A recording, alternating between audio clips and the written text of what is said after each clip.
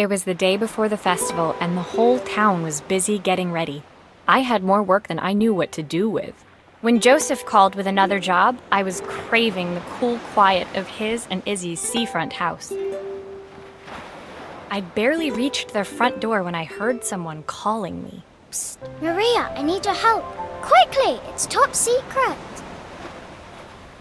It was Izzy, peeking out from the side of the house. She beckoned for me to follow her. She led me through to a beautiful, unruly garden overflowing with flowers of every color. Nestled among them was a playhouse, its doorway almost completely obscured by a towering rose bush. You have to squeeze past it and breathe in real small, like this. Izzy took in a big gulp of air and crawled through the gap and into the playhouse. I hadn't planned on crawling in the dirt today, but the life of a repairwoman never did run smooth. On the table inside, there was an electronic toy. Not exactly the usual stock in my parents' antique shop. I had an accident. I didn't do it on purpose or anything, but it won't turn on anymore. Can you fix it for me?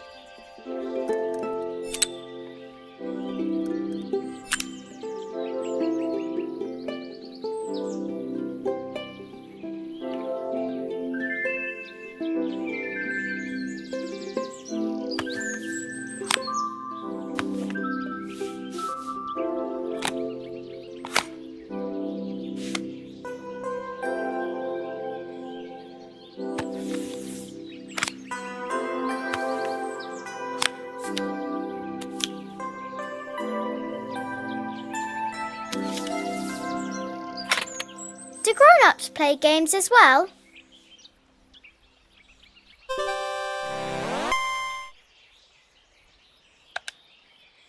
Can you show me how to play? I tried before, but it was so hard.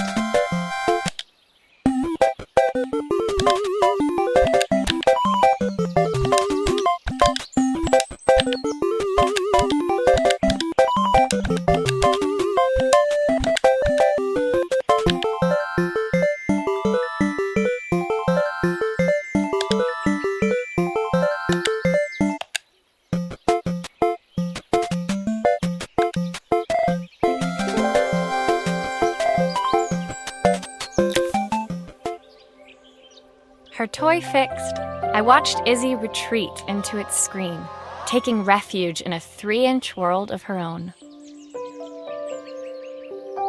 Well, I'd better head inside. Your dad is waiting for me. Please don't tell him about the game. He'll think I broke it on purpose. Why would he think that?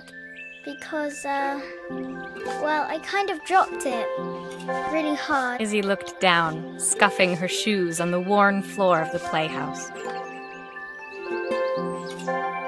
My dad said I had to go to this stupid festival tomorrow and put on a stupid dress. And I don't want to. All he cares about is working. He never wants to see me unless it's for his job. I'm not going. He can't make me. With that, Izzy dove back through the rosebush and disappeared into the wilds of the garden. She was so young. She couldn't be expected to see that her dad was struggling too. It made me think, had I really tried hard enough to understand my parents' point of view? I was so focused on the adventures ahead of me, maybe I didn't care enough about leaving them behind.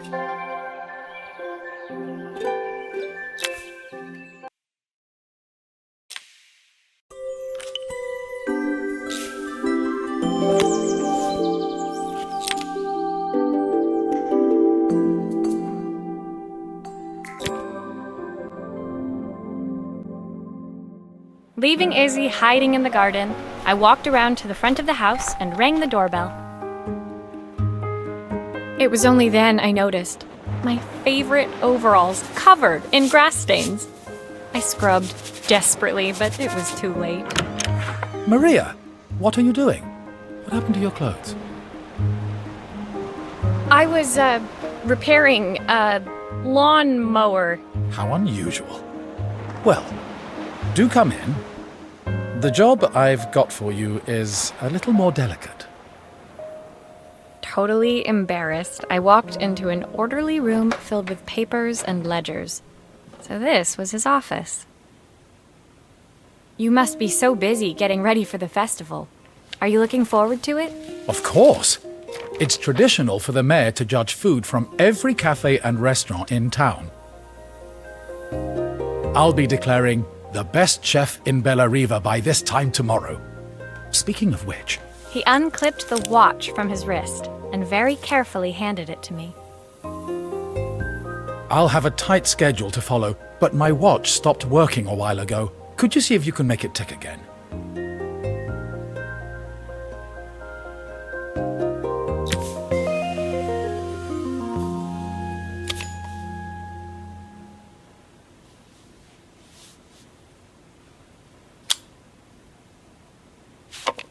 Are you sure it will all fit back together?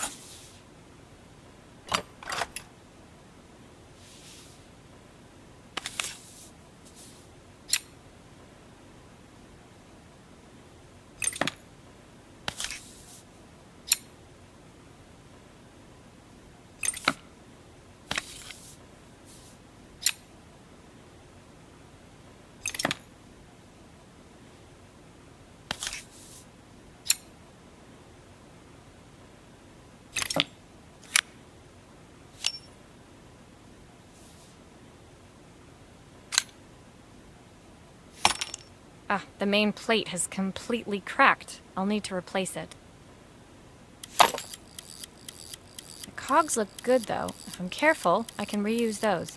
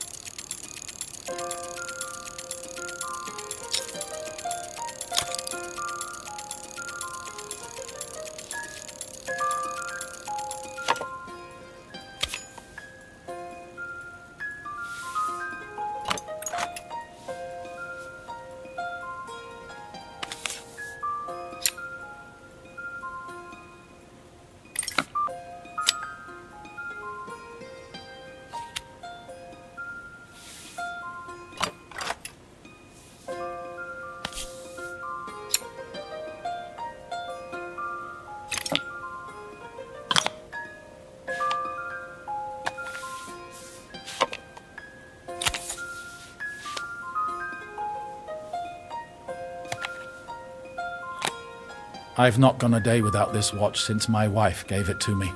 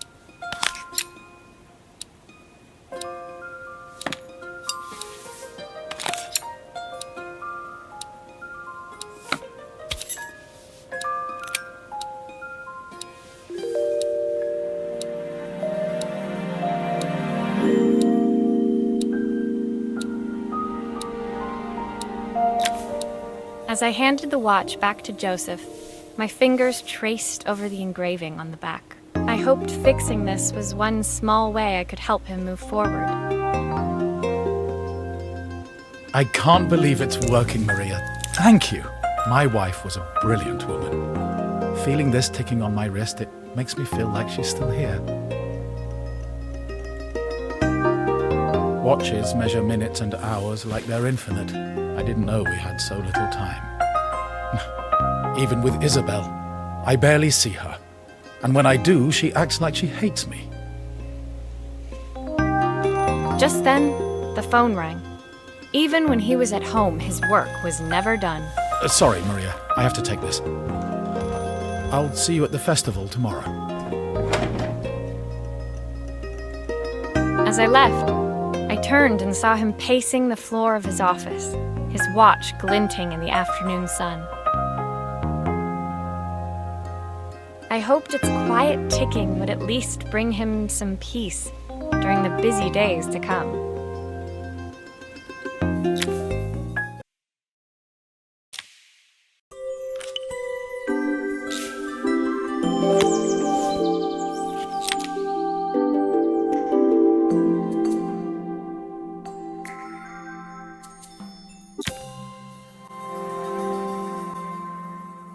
When my last job of the day brought me to Carmen's apartment, the door was opened by someone I didn't expect to see, Helena.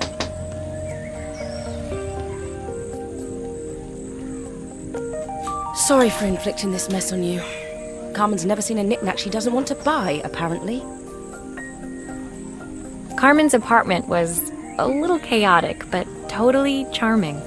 It was easy to imagine her living in a place like this. It definitely wasn't Helena's style. She seemed more upmarket than flea market. I wondered why she was even here. We're having a clear-out, or at least I am. Carmen's not helping, as usual. There's a market at the festival tomorrow. I'm selling some of these things to make her some money. She says she has nothing when there's all this stuff right under her nose. Helena stepped delicately past the items on the floor and reached down to pick up one from the pile. Look at this slide projector. Our parents treasured it, but Carmen treats it like a piece of junk. Can you take a look?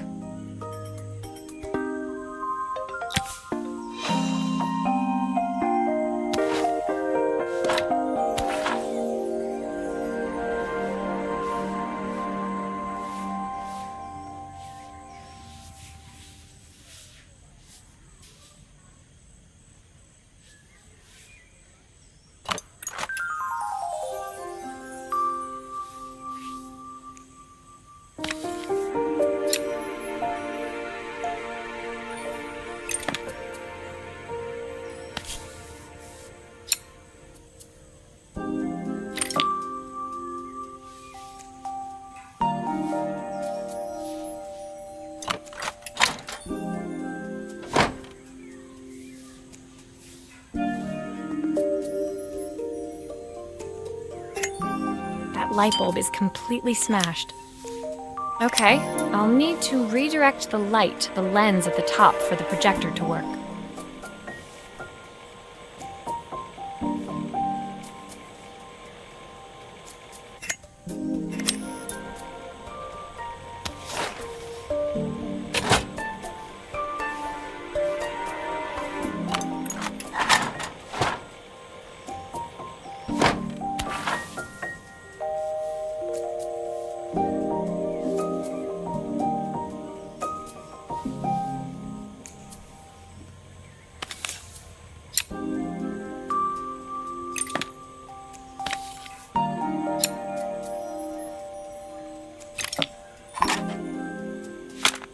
Oh, typical.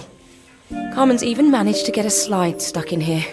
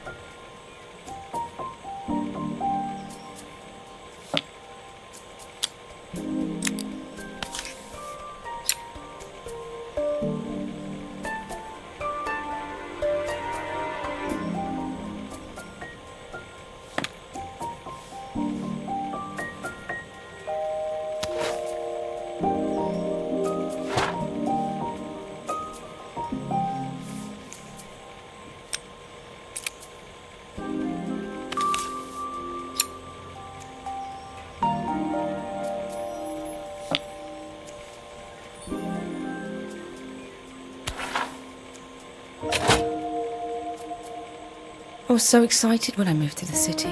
Carmen, she looks so sad.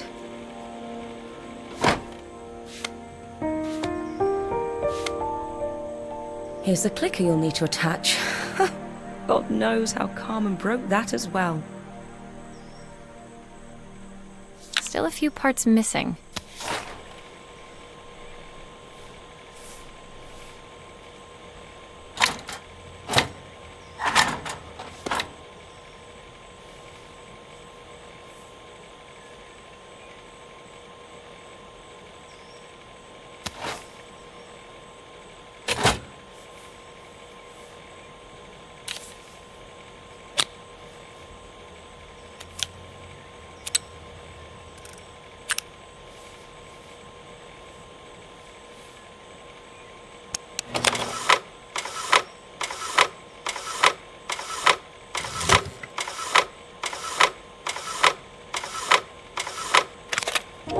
When we were younger, Carmen was always following me around.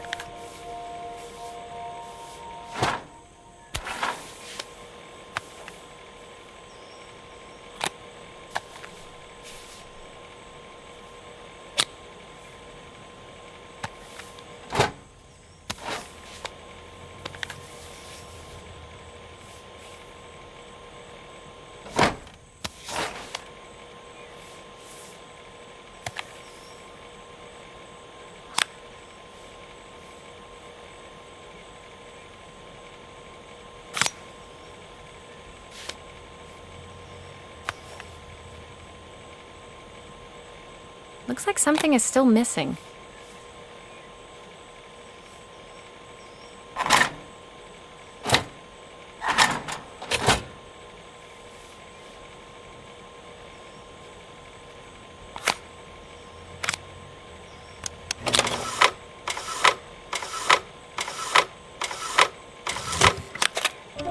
I suppose she looked up to me. A cool older sister.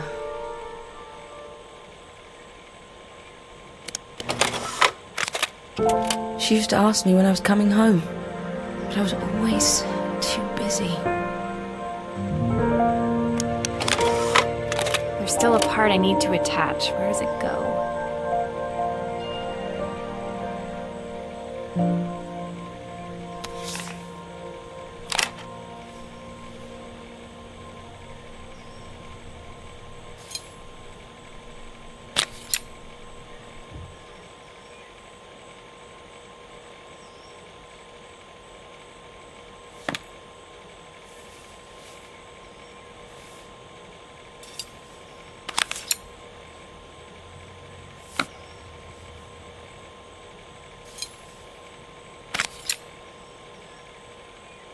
should make sure I screw everything back together.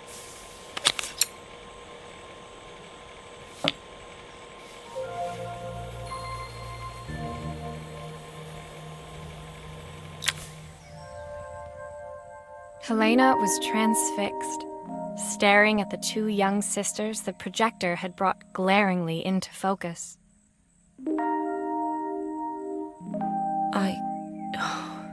I never meant to let her down.